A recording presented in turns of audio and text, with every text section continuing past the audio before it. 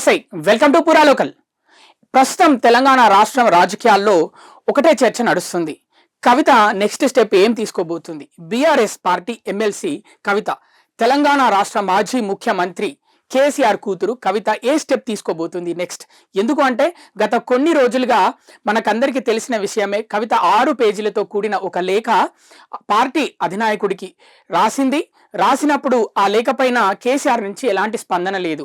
Actually స్పందన లేకపోయినా ఆ లేఖని ఎవరు లీక్ చేశారు అని ఎయిర్పోర్ట్లో పెట్టిన మీడియా సమావేశంలో అయితే ప్రశ్నించింది. ఆ లీకులు చేసిన ఆ దయ్యాలు ఎవరో చెప్పండి అని. ఇప్పటి వరకు అయితే కేసీఆర్ నుంచి ఏ స్పందన లేదు. కేటీఆర్ కూడా మీడియా ముందుకు వచ్చారు. మీడియా ముందుకు వచ్చి ఆ దయ్యాల గురించి కూడా చెప్పలేదు. తెలంగాణ రాష్ట్రంకు ఉన్న దయ్యం రేవంత్ రెడ్డి అని కేటీఆర్ చెప్పాడు. అక్కడి నుంచి తప్పించుకునే పని చేశాడు. అలాగే అలా చెప్తూ కూడా కవిత గురించి చాలా సున్నితంగా మాట్లాడాడు. ఏ విధంగా అంటే, పార్టీ విషయాలను అంతర్గతంగానే మాట్లాడాలి, అంతర్గతంగానే చర్చించాలి. పార్టీ ఆఫీస్ బేరర్స్ ఉన్నారు, అలాగే మిగతా నాయకులు ఉన్నారు, వాళ్ళతో చర్చించాలి, కానీ ఇలా బహిర్గతంగా చర్చించకూడదు అని చాలా సున్నితంగా చెప్పి సైడ్ అయిపోయారు. కానీ కవిత గురించి ఒక మాట మాట్లాడితే కవిత పేరు కూడా తీసుకోలేదు. సో ఈ నేపథ్యంలో కవిత ఎలాంటి స్టెప్ తీసుకోబోతుంది అని ఉత్కంఠగా అందరూ ఎదురు చూస్తున్నారు. ముఖ్యంగా కవిత ఫస్ట్ కోరుకునేది ఏంటంటే పార్టీలో సమన్యాయం కావాలి. అంటే ఇప్పుడు ప్రస్తుతం కేటీఆర్కి ఎంత ఇంపార్టెన్స్ ఇస్తున్నారో పార్టీలో కవితకి కూడా అంతే ఇంపార్టెన్స్ ఇవ్వాలి అని కోరుకుంటుందని తెలుస్తుంది. అంటే సమాచారం, రాజకీయ వర్గాల సమాచారం. ఎందుకు అంటే పార్టీలో కావాలనే పార్టీకి దూరం పెడుతున్నారు, కావాలనే దూరం పెడుతున్నారని చిట్చాట్లో చెప్పిన విషయం తెలిసిందే తెలంగాణ భవన్లో. ఈ నేపథ్యంలో అంటే సమన్యాయం కావాలి. అంటే ముఖ్యంగా ఇప్పుడు ఏదైతే సామాజిక న్యాయం, మహిళలకు సమన్యాయం జరగట్లేదు, తెలంగాణ రాష్ట్రంలో సామాజిక న్యాయం జరగట్లేదని 47 నియోజకవర్గాల్లో కవిత ఎప్పుడైతే తిరిగిందో, మొదటగా ఆ పార్టీలోనే మన ఇంట్లోనే సమన్యాయం లేదు అనే విధంగా అయితే క్లియర్గా చెప్పినట్టయితే తెలుస్తుంది. సో ముఖ్యంగా ఫస్ట్ కోరుకుంది ఏంటంటే ఖచ్చితంగా కేటీఆర్కి ఎంత ఇంపార్టెన్స్ ఇస్తున్నారో అంతే ఇంపార్టెంట్ పార్టీలో ఇవ్వాలి. ఇక నెక్స్ట్ స్టెప్, కేసీఆర్ నుంచి పిలుపు కోసం వెయిటింగ్. కేసీఆర్ ఎప్పుడు పిలుస్తారని వెయిట్ చేస్తున్నట్టు సమాచారం. ఎందుకు అంటే ఈ లేఖపైన కేసీఆర్ ఇప్పటివరకు ఏ విషయం పైన స్పందించలేదు. ముఖ్యంగా ఇక కేసీఆర్ వైఖరి గురించి మనం కొత్తగా చెప్పాల్సిన అవసరం లేదు. పార్టీ శ్రేణులు చెప్తాయి, పెద్ద పెద్ద నాయకులందరూ చెప్తారు. కేసీఆర్ని ఎవరైనా విభేదిస్తే వాళ్ళని కలవడానికి ఇష్టపడరు, వాళ్ళ ముఖాన్ని చూడడానికి ఇష్టపడరు, వాళ్ళతో మాట్లాడడానికి కూడా ఇష్టపడరు. సో ఈ నేపథ్యంలో మరి కవితకు పిలుపు వస్తుందా కేసీఆర్ నుంచి అని చాలా మంది ఉత్కంఠగా ఎదురు చూస్తున్నారు. అలా కేసీఆర్ వైఖరి అలా ఉంటూనే కూడా వెంటనే స్పందిస్తే ఎదుటి వాళ్ళు పెద్దవాళ్ళు అయిపోతారు. వాళ్ళకి బాగా ఇంపార్టెన్స్ ఇచ్చిన వాళ్ళం అవుతాం కాబట్టి, వాళ్ళకి హైప్ తీసుకొచ్చిన వాళ్ళం అవుతాం కాబట్టి, ఎవరైనా మనకు లేఖలు రాసినప్పుడు, ఎవరైనా మనతో ఏదైనా విభేదించి మాట్లాడినప్పుడు, చర్చించినప్పుడు వెంటనే వారికి స్పందిస్తే, అంటే అవసరం లేదు స్పందించొద్దు, ఎందుకంటే నా అంత స్థాయి ఎదుటి వాళ్ళది కాదు, నేను స్పందించాల్సిన స్థాయి ఎదుటి వాళ్ళది కాదు అని కేసీఆర్ వైఖరి అని పార్టీ శ్రేణులు అయితే చెప్తున్నాయి. ఈ నేపథ్యంలో పిలుపు కష్టమని మరికొంతమంది అయితే అంటున్నారు. ఇక ఇంకో విషయం ఏంటంటే, పార్టీలోనే ఉంటూ పార్టీ పెడతానని లీకులు ఇవ్వడం, భయపెట్టడం, పార్టీ శ్రేణులని అలాగే ముఖ్య నేతల్ని ఎవరైతే కావాలని కవిత మీద దుష్ప్రచారం చేశారో వాళ్ళని టార్గెట్ చేస్తూ మాట్లాడడం, అలాగే ముఖ్య నాయకులని అంటే నేను పార్టీ పెడుతున్నాను అని భయపెట్టడం, లేకపోతే సమన్వయం చేస్తారా లేదా అనే విధంగా వాళ్ళని టార్గెట్ చేయడం, ఇదొకటి. ఈ విషయం ఒకటైతే నెక్స్ట్ ఫిక్స్ అయిపోయినట్టయితే సమాచారం. ఇక ఇది కూడా కాకపోతే ఇక ఎలాంటి పార్టీ పెట్టకుండా జనాల్లోకి వెళ్ళడం. ఇప్పటివరకైతే 40 నియోజకవర్గాల్లోకి వెళ్ళారు.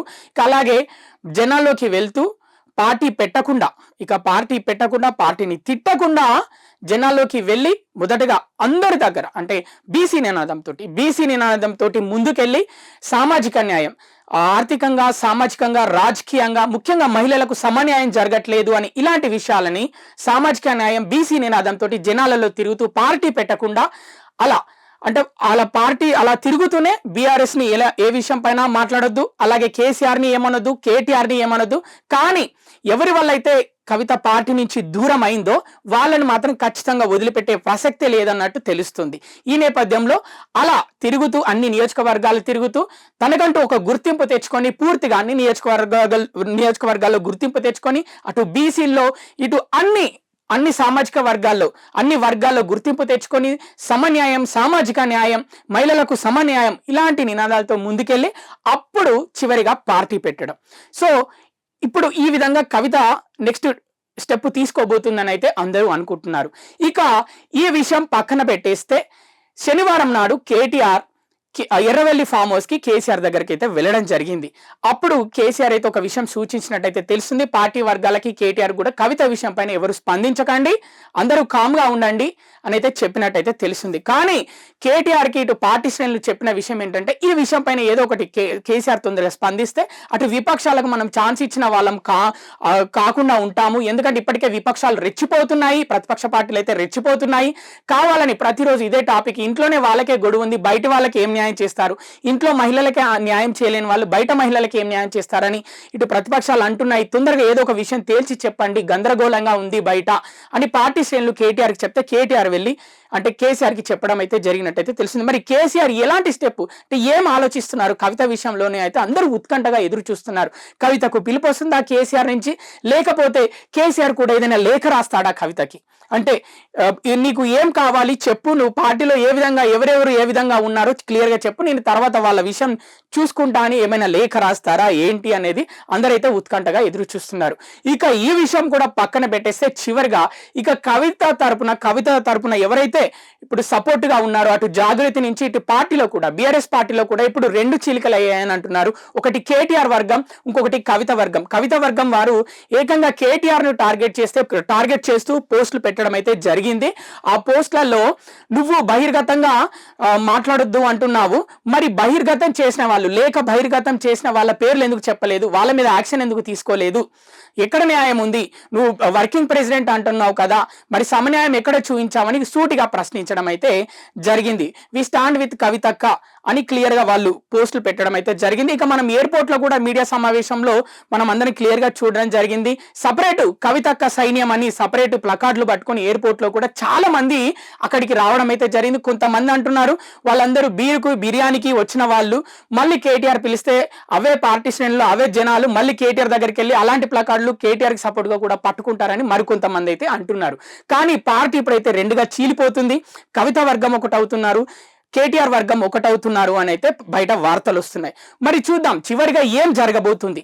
కవితకు కేసీఆర్ నుంచి పిలుపు వస్తుందా, ఒకవేళ రాని ఎడల కవిత ఏ స్టెప్ తీసుకుంటుంది, అంటే పార్టీ పెట్టకుండానే జనాల్లో తిరుగుకుంటూ జనాల్లో అందరిలో గుర్తింపు తెచ్చుకొని అప్పుడు తర్వాత బీఆర్ఎస్ పార్టీని ఏమనకుండా, నాన్నని ఏమనకుండా, అన్నయ్యని ఏమనకుండా ఎవరైతే కావాలని పార్టీకి దూరం చేశారో వాళ్ళని టార్గెట్ చేస్తూ కొత్త పార్టీ పెడుతుందా ఏంటి? ఇలాంటి చర్చ అయితే రాజకీయ వర్గాల్లో జరుగుతుంది. ఉత్కంఠ అయితే నెలకొంది. ముఖ్యంగా అందరికంటే ఎక్కువగా బీఆర్ఎస్ పార్టీ శ్రేణుల్లో అయితే ఉత్కంఠ అయితే ఎక్కువగా నెలకొంది.